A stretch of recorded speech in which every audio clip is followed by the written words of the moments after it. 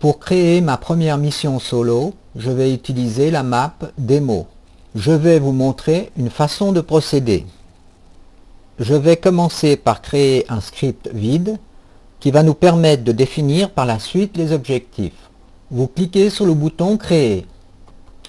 Ensuite, vous cherchez le répertoire Level Démo.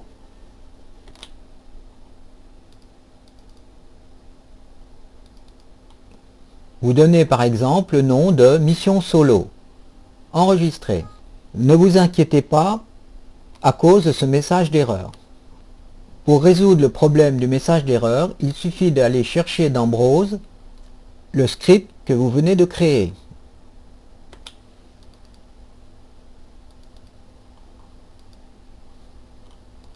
Vous pouvez vérifier le chemin ici. Ensuite, faites Edit. Et là, vous apercevez que vous avez votre premier script. Vous vérifiez maintenant l'équipement du player en cliquant sur ce bouton.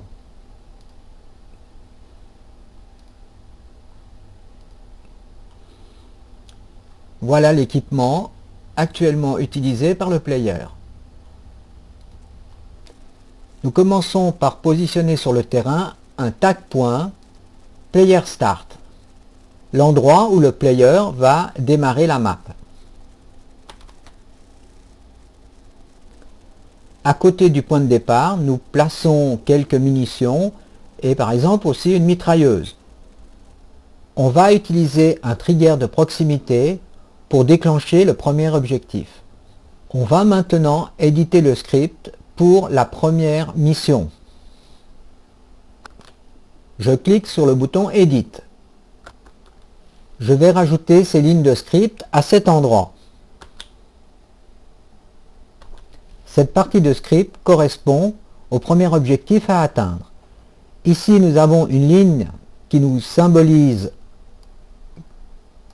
qui va nous afficher le message à l'écran. Donc, ce sera de chercher l'entrée du canyon. Ici, le chiffre 40 représente le temps d'affichage du message sur l'écran. Je sauve la modification du script. Et ensuite, je reload le script. À ce moment-là, on voit apparaître objectif 1. OK. Je peux maintenant aller dans les propriétés du trigger de proximité et sous On Enter, Mission Handler, objectif 1. Voilà le premier objectif à atteindre.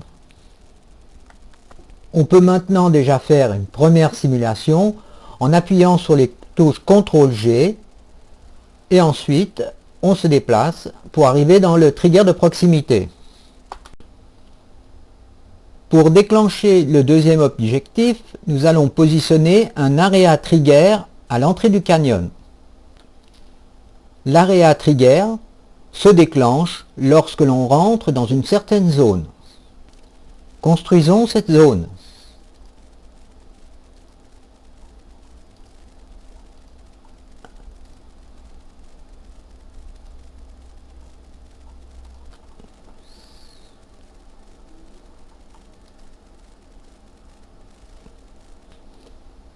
Il ne faut pas oublier d'effectuer la liaison entre la zone et le trigger. On clique sur Pick et ensuite sur le trigger. Et là, on voit apparaître le nom du trigger. Je rajoute en suivant, dans l'éditeur de script, la deuxième fonction qui correspond à l'objectif 2, qui dans le cas présent est d'aller chercher une arme dans la cabane. Ne pas oublier de sauver et de reloader le script. Je sélectionne à présent l'Area Trigger et dans l'événement On Enter, je rajoute l'objectif 2. Je reviens maintenant sur le trigger de proximité et ensuite je vais faire un lien cette fois avec le deuxième trigger, c'est-à-dire l'Area Trigger. Je n'oublie pas aussi de rendre actif par Enable. Il faut comprendre que cette instruction supplémentaire permet d'obliger de passer par le premier trigger de proximité pour activer le deuxième trigger. Si l'on rajoute à l'endroit de cette map un tag point appelé radar, ceci nous permettra de mieux connaître la séquence d'évolution de nos objectifs quand on est dans le jeu et qu'on appuie sur la touche Tab. Voilà la ligne qui lui correspond dans le script. Nous devons aussi rendre invisible l'arme tant que nous n'avons pas franchi le deuxième objectif. Pour cela, je dois créer un lien entre le premier trigger et l'arme. Mais dans ce cas, je mettrai l'état non visible.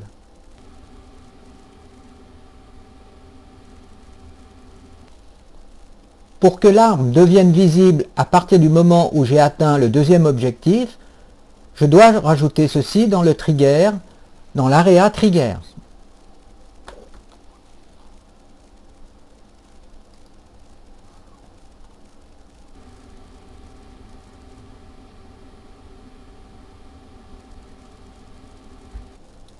Je place un second tag point appelé radar 2 pour connaître l'avancée de la mission. À cet endroit de la map, pour notre dernier objectif, je rajoute un trigger de proximité que j'appelle pousser bateau. Dans mon script, je rajoute le dernier objectif à réaliser. Ce sera aller au bateau et le pousser en bas. Ne pas oublier de sauver son script et de le reloader. L'objectif 3 apparaît. Pour que la mission s'effectue correctement, il faut prendre l'arme. Donc au moment où je prends l'arme, je dois dire quelle est la suite des événements. Pour cela, je fais onPicked. Pour cela, je fais onPicked, mission handler, objectif 3. Ensuite, je dois encore rendre actif le prochain trigger.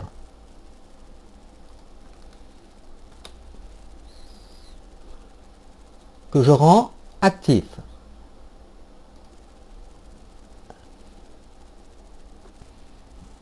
À l'endroit du bateau, je rajoute un tag point radar 3.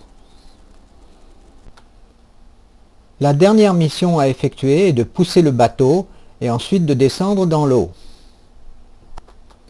Voilà les lignes que vous devez rajouter à votre script. Après un reload, vous devez obtenir toutes ces missions et objectifs. Continuons à programmer. Dans le trigger de proximité pousser le bateau, dans la variable onEnter, on rajoute la mission pousser le bateau.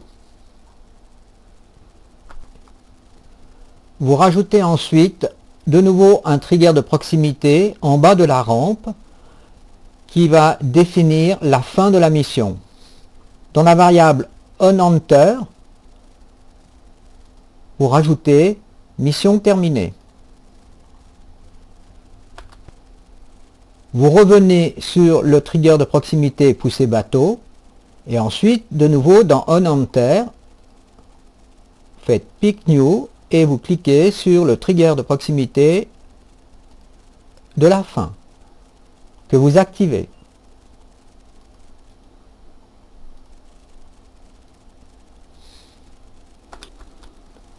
Pour tester la map, je vous propose d'ajouter des soldats qui n'ont pas d'armes, ce qui vous permettra de bien tester tous les triggers de proximité et la séquence des objectifs. En dernier, pour pouvoir tester votre map dans le jeu, il faut l'exporter dans le moteur.